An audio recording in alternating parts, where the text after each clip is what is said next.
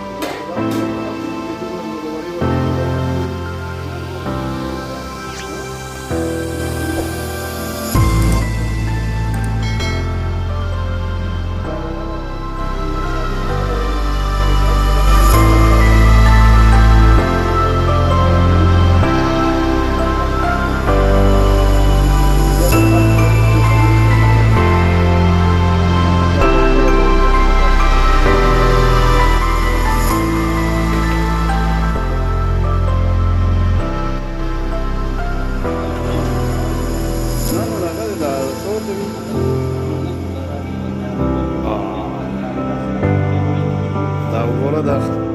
خارون باچا دی ښکلې ښکلې مزېدارې کلچې ډوډۍ یې پخې کړلې او ګوره لګیا دی ښه دړه ده خلاصه روټۍ پخې که نه مخ خرابېږي دا د دې کچن دی